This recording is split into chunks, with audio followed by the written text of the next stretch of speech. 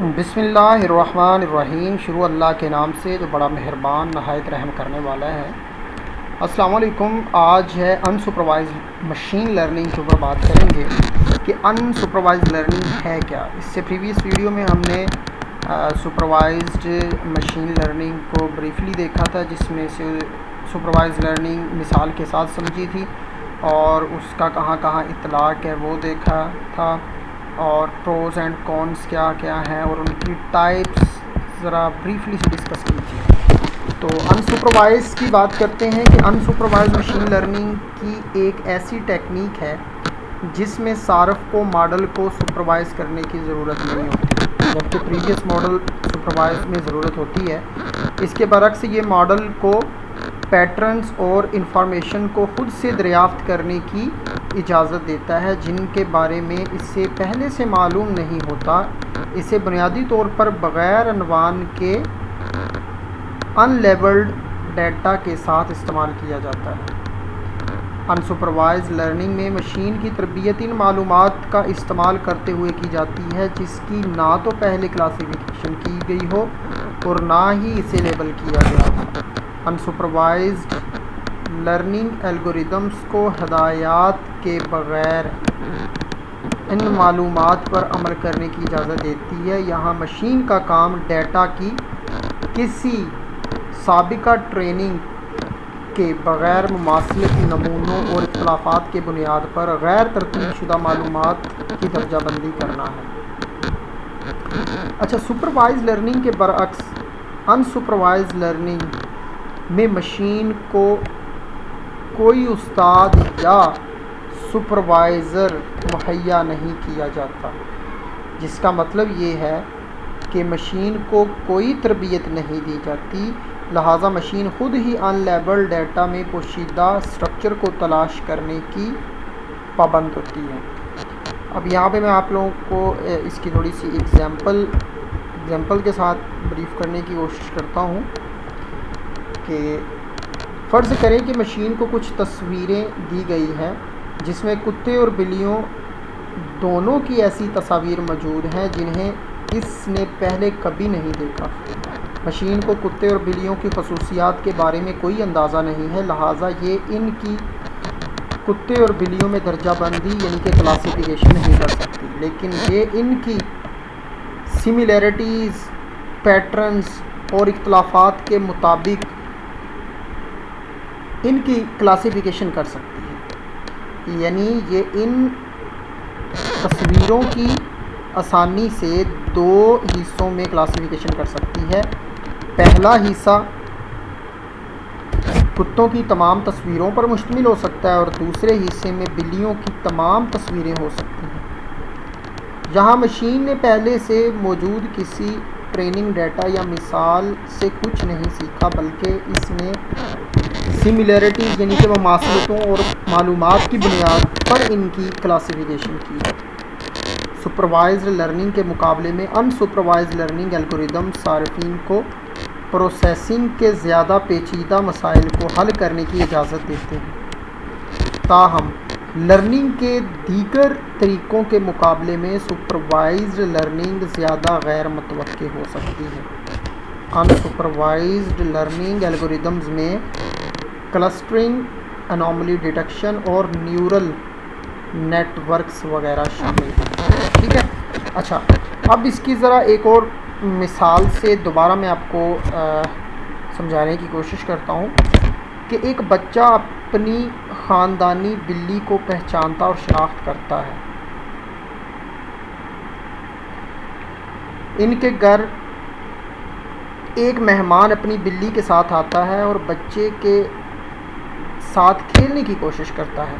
बच्चे ने पहले कभी इस बिल्ली को नहीं देखा, लेकिन वो इसकी बहुत सारी खसूसियात को पहचानता है, मसलन 2 कान, आँखें, 4 टांगों पर चलना वगैरह, जो इसकी पालतू बिल्ली की तरह है। बच्चा नए जानवर को बिल्ली के तौर पर शनाख्त करता है। इसे अनसुपरवाइज्ड लर्निंग कहते हैं। जहाँ आपको सिखाया नहीं जाता बल्कि आप अदादो शुमार से सीख लेते हैं। इस मिसाल में डाटा किसी बिल्ली के बारे में था अगर ये सुपरवाइज्ड लर्निंग होती तो मेहमान बच्चे को बताता कि ये बिल्ली है। यकीनन आप इसको आपने अंडरस्टैंड किया होगा इस मिसाल को। अच्छा, अब अगला सवाल ये है कि अनसुपरवाइज लर्निंग को क्यों इस्तेमाल किया जाता है, यानी कि वाई अनसुपरवाइज लर्निंग।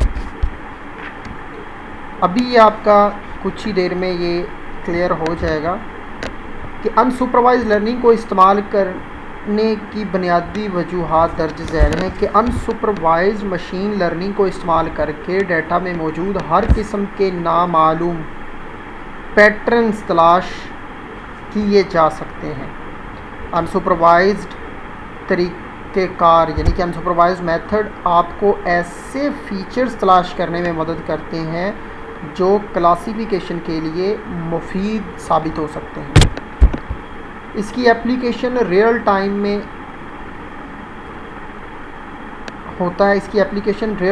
होता है, लिहाजा इनपुट डेटा को सीखने वालों की मौजूदगी में तज्ज़िया और लेबल किया जाता है। कंप्यूटर से लेबल्ड डेटा के मुकाबले में अनलेबल्ड डेटा को हासिल करना आसान है, क्योंकि लेबल्ड डेटा के लिए दस्ती मुदाखलत की ज़रूरत पड़ती है। कंप्यूटर से लेबल्ड डेटा के मुकाबले में अनलेबल्ड डेटा को हासिल करना आसान है, क्योंकि लेबल्ड डेटा के लिए मुदाखलत की ज़रूरत पड़ती है। ठीक हो गया। लो जी, अब बात करते हैं इनकी टाइप्स की। जो इसकी टाइप्स है उसकी बात करते हैं। अच्छा जी, अनसुपरवाइज्ड की अक़साम, यहाँ पे दो मेन अक़साम में इनको क्लासिफाई किया गया है, आपके सामने है। प्रीवियस हमने सुपरवाइज की देखी थी, उसके अंदर एक क्लासिफिकेशन होता है और दूसरी रेग्रेशन थी। इसकी भी यहाँ पे दो क्लासों में इसको डिवाइड किया गया है। एक कहलाती है क्लस्टरिंग और दूसरी कहलाती है एसोसिएशन। ठीक है, यानी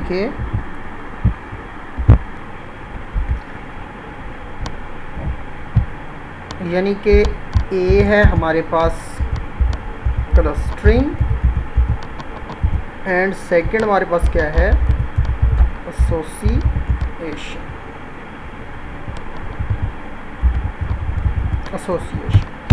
ठीक हो गया। अब ज़रा इन दोनों को बारी बारी हम ज़रा ब्रीफली डिस्कस करने की कोशिश करते हैं। सबसे पहले देखते हैं कि भाई क्लस्टरिंग क्या चीज़ है। अच्छा जी, क्लस्टरिंग का इस्तेमाल इस जगह किया जाता है जहां आप क्वाइफ में मौरूसी ग्रोबंदी तलाश करना चाहते हैं, जैसे सार्फिन की ख़रीदारी के रुझान की बुनियाद पर ग्रोबंदी करना। यानी कि आपका अगर कोई बिज़नेस है तो उसमें मुख्तलिफ़ प्रोडक्ट्स हैं, तो सार्फिन किस प्रोडक्ट को ज़्यादा ख़रीद रहा है, किसको कम ख़रीद रहा है, ठीक है ना, इस हिसाब से उनकी क्या करना, ग्रोबंदी कर देना। तो इसके लिए क्लस्टरिंग जो है वो इस्तेमाल की जाती है। फिर उसके बाद दूसरी है एसोसिएशन। एसोसिएशन में क्या होता है, इसको वहाँ इस्तेमाल किया जाता है जहाँ आप इन कवानीन को दरियाफ़्त करना चाहते हैं जो डेटा के बड़े हिस्सों की वजाहत करते हैं, जैसे कि एक्स को ख़रीदने वाले लोग वाई को भी ख़रीदने का रुझान रखते हैं। कि अंदाज़ा लगाना है, उसकी साइको को अंडरस्टैंड करना है कि एक्स अगर ये चीज़ ख़रीद रहे हैं तो मे भी वो ये भी ख़रीद सकते हैं, ठीक है ना, या वो भी ये भी ख़रीद सकते हैं, ठीक है ना। तो इस तरह की प्रॉब्लम यानी कि एसोसिएट करना तो यहाँ पे कर सकता है। अब बात करते हैं क्लस्टरिंग की। क्लस्टरिंग क्या है, क्लस्टरिंग को थोड़ा सा ब्रीफली देखते हैं। ठीक है, क्लस्टरिंग जो है ना, अनसुपरवाइज लर्निंग की बात की जाए तो इसमें क्लस्टरिंग एक अहम कॉन्सेप्ट है। इसे बुनियादी तौर पर अनग्रुप डेटा के मजमूए में किसी स्ट्रक्चर या नमूने को, ये नमूने यानी कि फीचर या पैटर्न को तलाश करने के लिए, यानी कि कोई ग्रुप डाटा मतलब कि अनग्रुप डाटा होगा, उनका मजमूआ होगा, उसमें से यानी कि पैटर्न को तलाश करने के लिए यूज़ किया जाता है। क्लस्टरिंग एल्गोरिदम डेटा को प्रोसेस करता है। क्लस्टरिंग एल्गोरिदम डेटा को प्रोसेस करता है और डाटा में मौजूद कुदरती क्लस्टर्स या ग्रुप्स को तलाश करता है। आप ये भी तरमीम कर सकते हैं कि आपके एल्गोरिदम्स को कितने क्लस्टर्स की निशानदही करनी चाहिए। ठीक हो गया। क्लस्टरिंग क्या है? एल्गोरिदम डेटा को प्रोसेस करता है और डेटा में मौजूद कुदरती क्लस्टर्स या ग्रुप्स को तलाश करता है।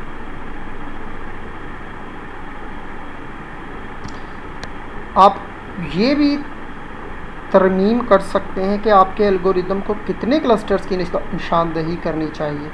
ये आपको इन ग्रुप्स की ग्रैनुलैरिटी को एडजस्ट करने की सहूलत देता है। ठीक हो गया जी। ये अब इसमें से भी चंद क्लस्टरिंग टेक्निक्स को ही यूज़ करता है। वो चंद ऐसी कौन सी क्लस्टरिंग टेक्निक है जिसकी बिना पर ये वाला काम कर रहा होता है। तो इसमें एक तो कहलाती है एक्सक्लूसिव क्लस्टरिंग। यहाँ पे मैं लिख रहा हूँ कौन सी? एक्सक्लूसिव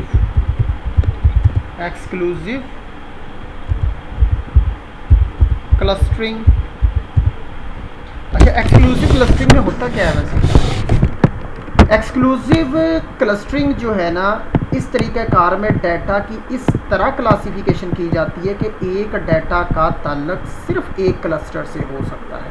ठीक है ना। एक्सक्लूसिव में यानी कि एक डाटा का ताल्लुक जो होगा, जो रिलेशन होगा, वो सिर्फ किसी न किसी एक क्लस्टर से ही हो सकता है और किसी से नहीं हो सकता है। इसको कहते हैं एक्सक्लूसिव क्लस्टरिंग। अच्छा जी, दूसरी है ओवरलैपिंग क्लस्टरिंग।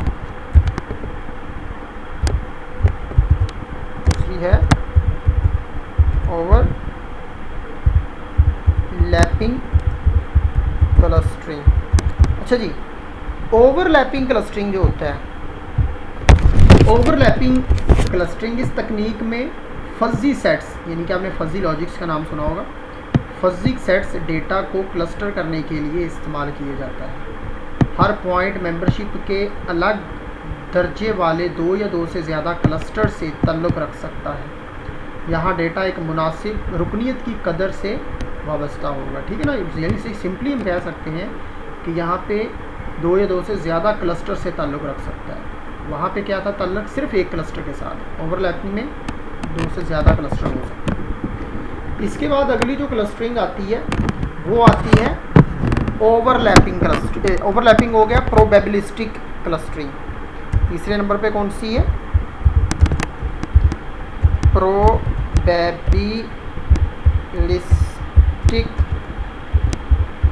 क्लस्टरिंग, यानी कि प्रोबेबिलिस्टिक क्लस्टरिंग।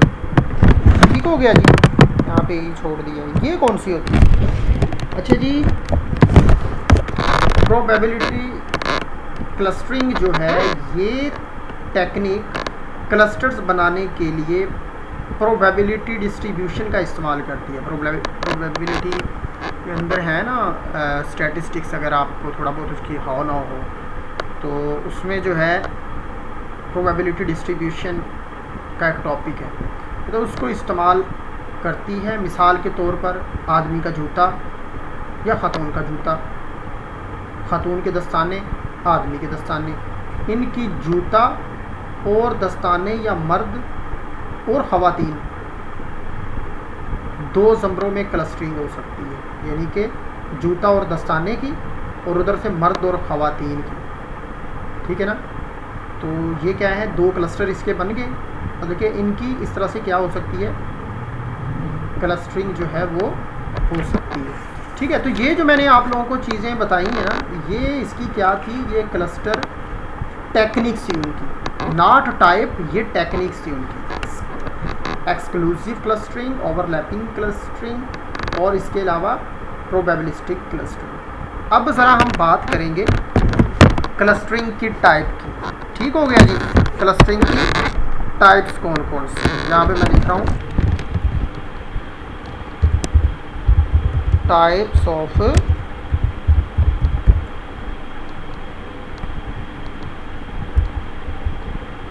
क्लस्टरिंग। ठीक हो गया जी। टाइप्स ऑफ क्लस्टरिंग जो है, अब हम देखेंगे इनको।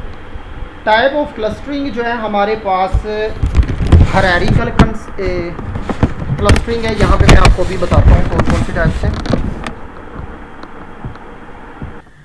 तो यहाँ पे तकरीबन ऑलमोस्ट 6 तरह की जो क्लस्टरिंग हैं, 6 तरह की अक़साम हैं, जिनमें से हायरार्किकल क्लस्टरिंग है। ठीक हो गया जी। हायरार्किकल क्लस्टरिंग के बाद के मीन क्लस्टरिंग है। के मीन के बाद के नियरेस्ट नेबर क्लस्टरिंग है। प्रिंसिपल कंपोनेंट एनालिसिस है। सिंगुलर वैल्यू डिकम्पोजिशन है। ठीक हो गया जी। सिंगुलर वैल्यू डिकम्पोजिशन के बाद एक इंडिपेंडेंट कंपोनेंट एनालिसिस, ये टाइप्स ऑफ क्लस्टरिंग की हैं। तो सबसे पहले ज़रा देखने की कोशिश करते हैं कि हायरार्किकल क्लस्टरिंग जो है ये क्या चीज़ है। सबसे पहले हम इस वाली को देखते हैं, हायरार्किकल क्लस्टरिंग को। अच्छा जी, हायरार्किकल क्लस्टरिंग जो होती है ना, ये क्लस्टरिंग एल्गोरिदम क्लस्टर्स की दर्जाबंदी करते हैं। इसकी जो क्लस्टर्स बनाए हुए होते हैं या डाटा में से क्लस्टर्स ग्रुप बना लिए जाते हैं ना, तो क्लस्टर्स की क्लासिफिकेशन करते हैं। ये इस डाटा से आगाज़ करता है जो क्लस्टर को तफवीज़ किया जाता है। उस डाटा से इसने शुरुआत करनी होती है जो क्लस्टर को तफवीज़ किया जाता है। इसमें 2 करीबी क्लस्टर यानी कि जो नियरेस्ट क्लस्टर्स होते हैं एक ही क्लस्टर में जम कर दिए जाते हैं, यानी कि जम कर दिए जाते हैं। और ये एल्गोरिदम इस वक्त ख़त्म होता है जब सिर्फ एक ही क्लस्टर रह जाता है। इसे कहते हैं हायरार्किकल क्लस्टर। यानी कि इन सिंपल अगर कहा जाए, यानी कि बहुत सारे क्लस्टर्स बने हुए हैं, उनमें से ये ना जो नियरेस्ट क्लस्टर्स होंगे उनको ये जमा करता रहेगा अपने साथ, जम करता रहेगा अपने साथ, मिलाता रहेगा और फाइनली जो है एक क्लस्टर रह जाएगा। ठीक हो गया। तो इसके बाद जो अगला है ये है के मीन क्लस्टरिंग।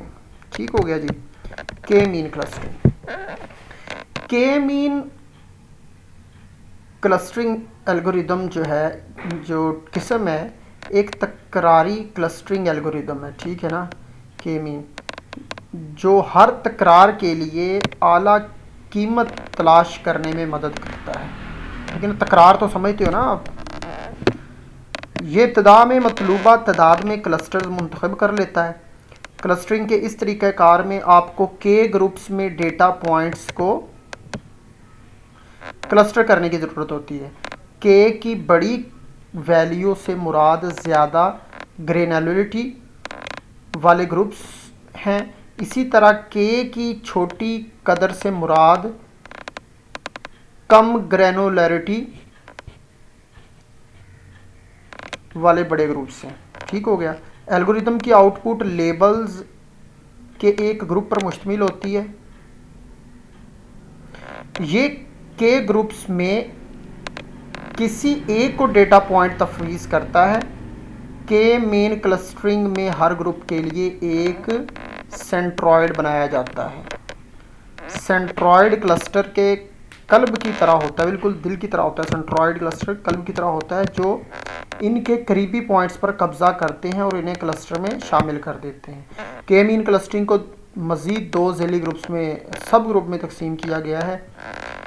वो कौन कौन से मैं आपको भी यहाँ पे बताता हूँ।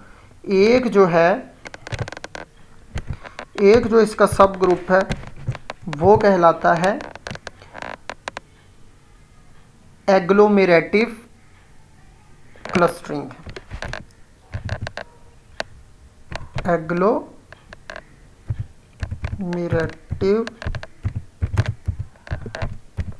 क्लस्टरिंग।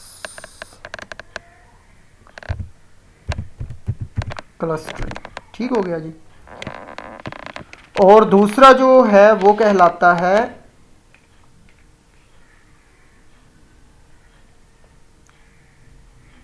डेंड्रोग्राम। दूसरा जो है वो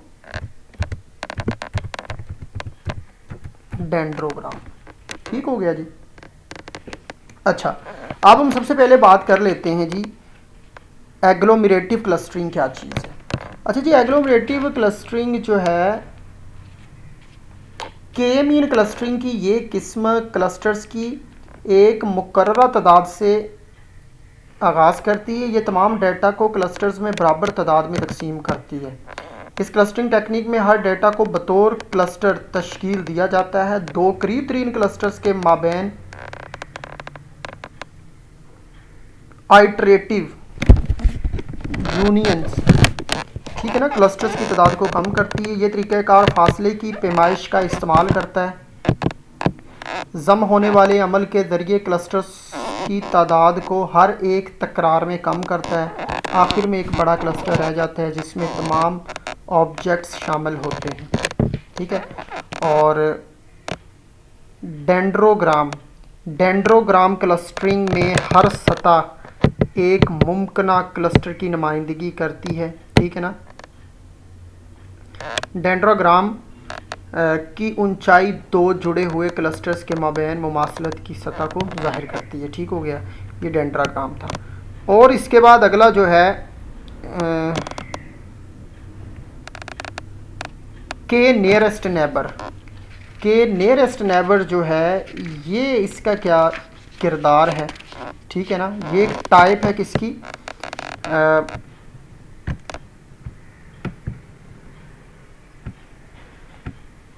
के नियरेस्ट नेबर तमाम मशीन लर्निंग क्लासीफायर में सबसे आसान है, सबसे आसान तरीन एल्गोरिदम है ये क्लासीफायर है। ये मशीन लर्निंग की दूसरी टेक्निक से मुख्तलिफ है। ये एक सादा एल्गोरिदम है जो तमाम दस्तयाब केसेस को महफूज करता है और मुमासलत की बुनियाद पर नई मिसालों की क्लासिफिकेशन करता है। जब मिसालों के माबैन फासला हो तो ये बहुत अच्छा अमल दरामद करता है। जब ट्रेनिंग सेट बड़ा हो तो इसके सीखने की रफ्तार कम होती है और फासले का हिसाब किताब गैर मुतनासिब होता है। अच्छा जी, प्रिंसिपल कंपोनेंट एनालिसिस,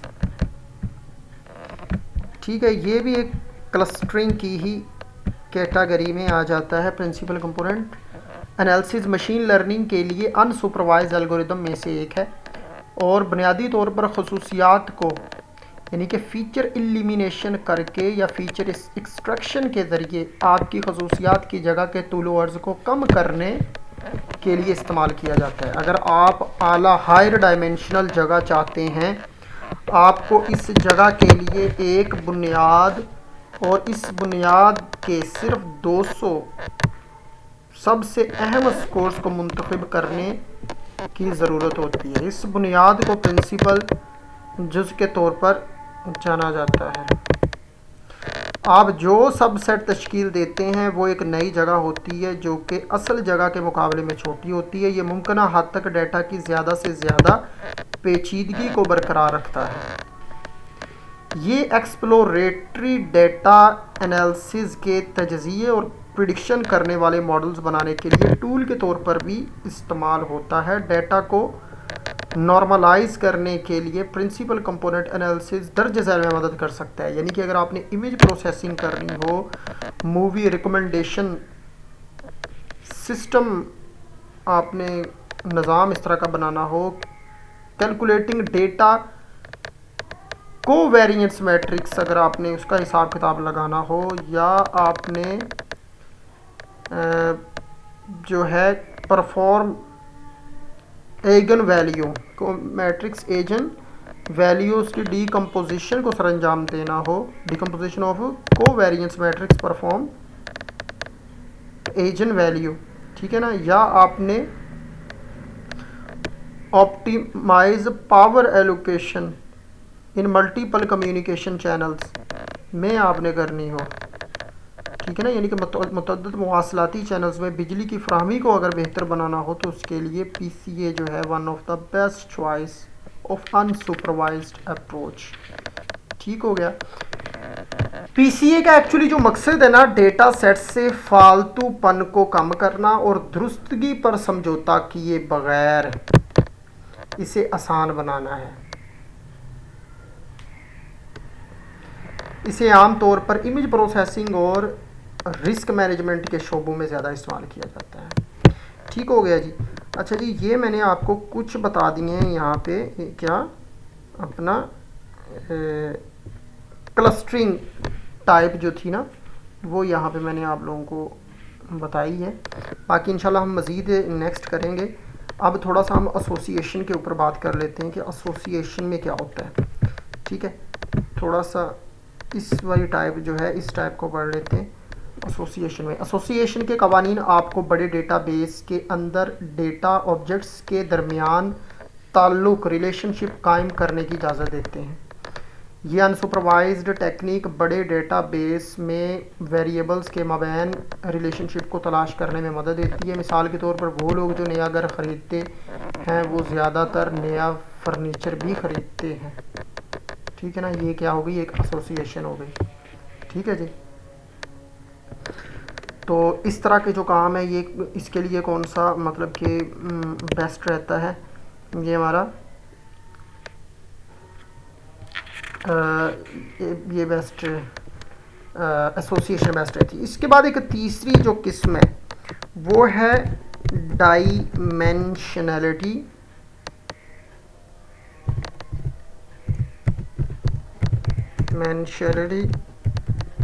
रिडक्शन। ठीक हो गया जनाब। डायमेंशनली रिडक्शन जो है एल्गोरिदम्स, डायमेंशनल रिडक्शन दो बुनियादी नुक्ता नज़र यानी कि फ़ीचर सिलेक्शन या फ़ीचर एक्सट्रैक्शन, फ़ीचर सेलेक्ट करना और उनको एक्सट्रैक्ट करना का इस्तेमाल करके डेटा सेट में डायमेंशन स्पेस या बेतरतीब मुतग़य्यरात की वेरिएबल जो होते हैं, बेतरतीब रैंडमली वेरिएबल की तादाद को कम करके अमल दरामद करते हैं। ये अक्सर डेटा सेट्स को पहले से प्रोसेस करने और डेटा सेट से फालतू खसूसियात को निकालने के लिए इस्तेमाल किए जाते हैं, जिससे मॉडल की तरबियत एल्गोरिदम के लिए आसान हो जाती है। इन एल्गोरिदम के चंद कुछ फ़ायदे हैं, जैसा कि स्टोरेज की ज़रूरियात कम करना और इसके बाद जो है तो कम कंप्यूटिंग इसके लिए रिक्वायर्ड होती है, दुरुस्तगी इसकी ज़्यादा होती है। ठीक है ना, जो भी मतलब कि और नॉइज़ जो है वो भी नॉइज़ को भी रिड्यूस करता है। और चंद मारूफ जो डायमेंशनली रिडक्शन एल्गोरिदम है वो कौन से हैं, प्रिंसिपल कंपोनेंट जो हम पीछे पढ़ के हैं, लीनियर, और इसके अलावा जो है ये चंद जो है डायमेंशनली रिडक्शन के एल्गोरिदम्स है जिसमें प्रिंसिपल कंपोनेंट एनालिसिस आ जाता है, लीनियर डिस्क्रिमिनेंट एनालिसिस आ जाता है। ठीक है, लोकली लीनियर एम्बेडिंग आ जाता है और मल्टी डायमेंशनल स्केलिंग आ जाता है। ठीक हो गया जी। और उसके बाद जो आगे हैं कंपोनेंट्स जो इसके हैं डायमेंशनली रिडक्शन के जो कंपोनेंट्स हैं वो मैं यहाँ पे बता रहा हूँ आप लोगों को कि मेन इसके जो अज्जा हैं डायमेंशनली रिडक्शन के वो कौन कौन से हैं कंपोनेंट्स, वो यहाँ पे मैं बताता चलूँ कि इसके जो है एक तो इसका मेन काम जो होता है डायमेंशनल रिडक्शन का फीचर सिलेक्शन का इसका मेन काम है। फीचर पूरे डेटा सेट में से क्या करना, फीचर्स को सिलेक्ट करना। और उसके बाद फीचर की यहाँ पे लिख रहा हूँ फीचर एक्सट्रैक्शन दूसरा काम, एफ ई का मतलब फीचर एक्सट्रैक्शन हो गया।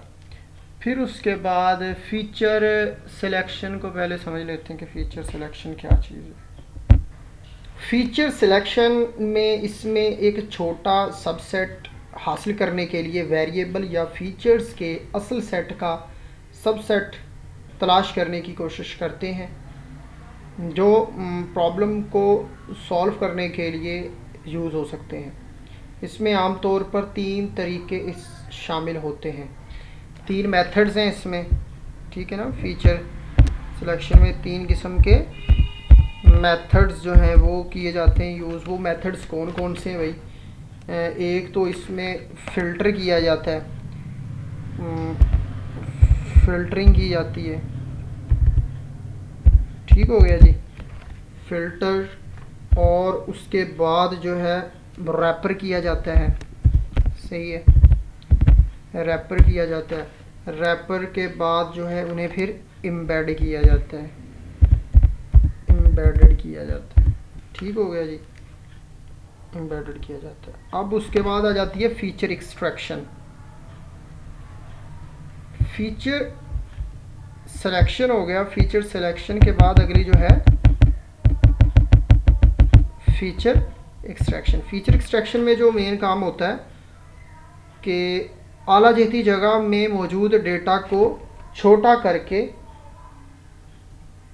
डेटा को छोटा करके कम जहत वाली जगह में तब्दील कर देता है, यानी ऐसी जगह जिसमें कम तादाद में जहतें ज़रूरी चाहिए होती हैं। ठीक हो गया जी। अच्छा जी, अब यहाँ पे हम थोड़ी सी बात कर लेते हैं अनसुपरवाइज्ड मशीन लर्निंग की एप्लीकेशंस की। ठीक है ना, ये पीछे वाला कि अनसुपरवाइज्ड मशीन लर्निंग जो है इसकी एप्लीकेशंस कहाँ कहाँ पे हैं। ठीक हो गया जी, इसकी एप्लीकेशंस क्लस्टरिंग जो हमने इसकी टाइप एक देखी है।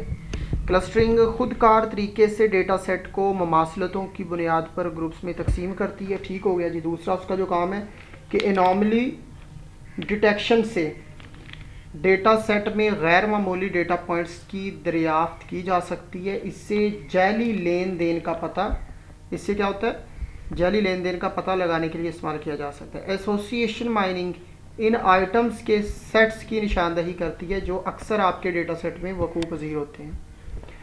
और डेटा प्री प्रोसेसिंग के लिए मख्फी मुतग़य्यर मॉडल बड़े पैमाने पर इस्तेमाल होते हैं, जैसे डेटा सेट में खसूसियात की तादाद को कम करना या डेटा सेट को मुतअद्दिद अज्ज़ा में तहलील करना है। ठीक हो गया जी। एप्लीकेशन के साथ साथ इसके कुछ ड्रॉबैक्स, ठीक है ना, ड्रॉबैक्स इसके कौन कौन से, कि आप डेटा की क्लासिफिकेशन करने और इसकी आउटपुट के लिए दुरुस्त मालूमात हासिल नहीं कर सकते। ठीक है ना, क्योंकि अनसुपरवाइज लर्निंग में इस्तेमाल होने वाला डेटा लेबल्ड नहीं होता और इसके बारे में कुछ मालूम भी नहीं होता। और नताइज की कम दुरुस्तगी की वजह यह है कि इनपुट डेटा नामालूम होता है और पहले से लेबल्ड नहीं होता। इसका मतलब है कि मशीन को खुद ही ये काम करने की ज़रूरत होती है। और स्पेक्ट्रल क्लासेस हमेशा मालूमाती क्लासेस के मुताबिक नहीं होती।